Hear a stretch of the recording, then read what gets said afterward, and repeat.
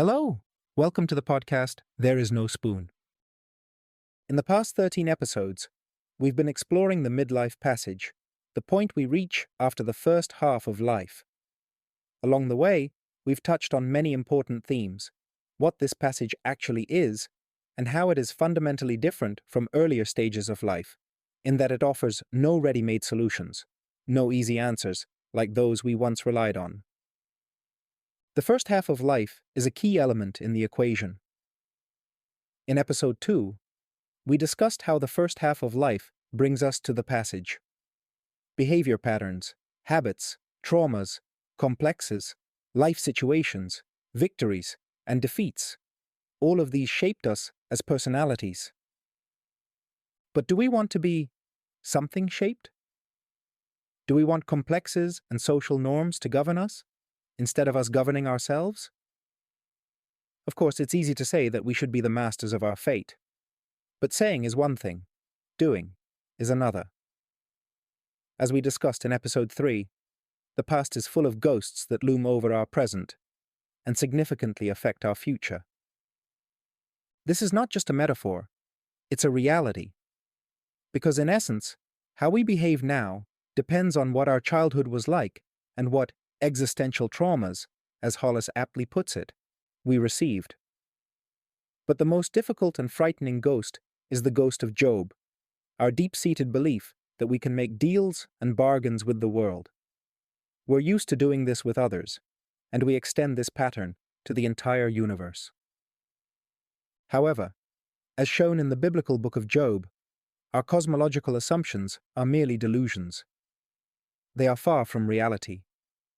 And so, at the midlife passage, a voice speaks from the storm, proclaiming, "Who is this that darkens counsel by words without knowledge? Just as Yahweh differs from Job's image of him, so does the real world differ from the one we've constructed in our minds." Therefore, as we mentioned in episode 5, the titanic task is working with our own projections and realizing how much our perceptions of others and of reality are altered by our own psyche. And this is just one of the things we must do at the passage. In episode 9, we discussed the list of questions proposed by James Hollis that are worth asking ourselves at this stage. At the same time, as noted in episode 6, the path will be filled with obstacles that hinder our progress, tied to guilt, responsibility, societal expectations, and ultimately fate. The more we learn about ourselves, the harder it will be to move forward. As Ecclesiastes said, "For in much wisdom is much grief, and he who increases knowledge increases sorrow," which was the leitmotif of episode 7. Life will certainly not become easier, rather, harder. Everything we use to project onto others, all the expectations and assumptions, will come back to us. To cope with it, we must first learn to care for ourselves, not just in the everyday or pop psychological sense, but in an existential one. That's what we discussed in episode 8. Once we learn to care, we can continue moving forward. Still, a traveler might wonder, what's the point of all this? If life doesn't get easier, why continue growing? Because the ultimate goal is not happiness, not peace, but fullness, the fullness of our being. For that, we must look at what we've previously ignored. A fuller perspective on reality is required. This is where Jung's concept of the inferior function, discussed in episode 10, becomes helpful. Crossing the passage is also impossible without developing our views on death and the finitude of our being. The individual seeking self-knowledge must relinquish two universal defenses used throughout life to cope with existential realities. It's time to let go of the belief in personal exceptionalism and the belief in a final savior. We explored this in episode 11. Within the midlife passage, we confront other existential givens too, isolation and meaninglessness, which were the focus of episodes 12 and 13. From loneliness to solitude, from searching for meaning to individuation. And now, we have reached this episode. It seems we've discussed the midlife passage from many different angles, But something is still missing, a clear understanding of what this passage actually is. Only at the end of the season have we finally asked the essential question, completing the hermeneutic circle. I find that deeply symbolic. There is no beginning without an end, and no end without a beginning. So what is the midlife passage? I believe many have heard of so-called rites of passage that existed in ancient cultures. I prefer the term liminal event. A threshold, a challenge, something a person must overcome in order to grow. It is a trial that cannot be refused. It marks the true beginning of the heroic journey. It is Bataille's transgression. The midlife passage is just such a liminal event. Unfortunately, unlike other events such as birth, marriage, or funerals, humanity has largely lost the rituals to accompany it, so each person has to create their own. As theory tells us, liminal events consist of 3 phases: separation, or the rejection of a former life and identity. It begins with a call, signaling the approach of a liminal situation, and ends with the acceptance of that call. Threshold, Margot or Limen, when the call has been accepted and a person has abandoned their old identity, status, and way of life, but has not yet begun the new one. They hang in uncertainty, like Odin suspended from Yggdrasil until the 9th day, when he gains wisdom and discovers the runes. Symbolically, this is the in-between, between the death of the first phase and the life of the third. Return or reaggregation. The third phase signifies a return to everyday life, a new identity, new order, and new rules. In the context of the midlife passage, these phases describe the basic direction of movement quite well. In the separation phase, one must let go of their old worldview and identity oriented toward ego reinforcement. It's only when an individual is truly ready to do this, and does, that the next phase begins. Hollis writes, "A sign that a person has not yet passed through the passage is their ongoing attachment to the typical activities of the first adulthood stage, those related to strengthening the ego. The threshold phase is the hardest, because a person becomes a stranger both to the old world and to the new one. It's a state of uncertainty, of lost identity, of not knowing and not understanding what to do, combined with suffering. A phase that may last for years, since it involves rethinking an entire life. In Jung's beloved alchemical terms, this corresponds to the nigredo phase. Another apt metaphor comes from the 12 keys of Basil Valentine, the stage of putrefaction or decay. Essentially, the person must enter the right environment, and at this stage, it's a liminal one, and allow what is unnecessary to die off or rot away. And as anyone who has gardened knows, it's on such compost that everything grows best. This reminds me of a Zen parable, which I'll quote in full.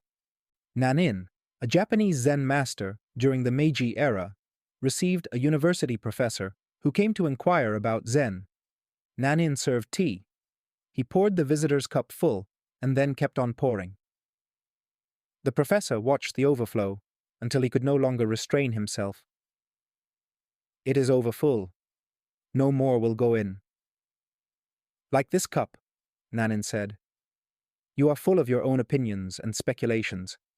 How can I show you Zen unless you first empty your cup?" Once your cup is emptied, the third phase arrives, the albedo phase, when a new identity emerges and the person re-enters the world renewed. Jung once said, "Life is a short episode between 2 great mysteries which are one and the same." The metaphor we discussed earlier is very similar to the well-known universal mythologem of the dying and resurrecting God. This is one of the most complex archetypal stories. Now we can clearly see that the experience of a midlife crisis is an embodiment of this myth. It's the death of a former identity and the birth of a new one. The new myth does not reject the old. I'd like to point out a common mistake I've encountered both personally and in consultations. In the process of changing identities, one can fall into the extreme of rejecting one's former life. For example, someone might start acting differently, not because a new approach makes more sense for their new identity, but because I must do the opposite of what I did before. When people notice certain traits in themselves that, after reflection, seem unhelpful for the second half of life, they might try to get rid of them completely. But that's a mistake. Successfully crossing the pass in the middle of the journey does not mean rejecting the first half of life. On the contrary, success depends on how well the first half is integrated into the new identity. This is about expanding possibilities, seeing the world more fully, including both old perspectives and new ones, and becoming less dependent on the ego. Hollis writes, "During the second half of life, whenever it begins, the old world of the ego may still demand loyalty to itself, but our sense of reality now depends on it to a much lesser degree. In short, the goal is not to replace one worldview with its opposite, but to create a more complete and integrated picture of reality. What that picture will look like, no one really knows in advance. That is the mystery of life. Those who offer you ready-made answers are, at best, mistaken." Hollis beautifully quotes the Grail legend, "It is a disgrace to walk the path laid out by another." Each of us is destined to walk our own path. Each of us must create our own new myth. This might sound inspiring, and it is, but don't expect the path to be lined with flowers. First, we will have to walk it whether we want to or not. Individuation can be voluntary or forced. It cannot be postponed. Second, it's up to us, and only us, what kind of person we become. Individuation lays the path, but not the manner in which we walk it. And it will not be a pleasant nature walk, no matter what some authors write. For example, Hollis quotes Jung, "Only the man who can consciously assent to the power of the inner voice becomes a personality." In this sense, turning inward rather than outward is a central element of the new myth. Without the inner voice, whether it's the Socratic daemon or the more modern conscience, there is no fulcrum around which one can build their being. However, Hollis plays a bit loose with quotes. To be more precise, he often interprets some points rather freely to suit the narrative of his books. So let's take a look at what Jung writes next in that same paragraph. "Only the man who can consciously assent to the power of the inner voice becomes a personality. But if he succumbs to it, he will be swept away by the blind flux of psychic events and destroyed." That is the great and liberating thing about any genuine personality. He voluntarily sacrifices himself to his vocation and consciously translates into his own individual reality what would only lead to ruin if it were lived unconsciously by the group. Now the quote is complete. Now all the dots are in place.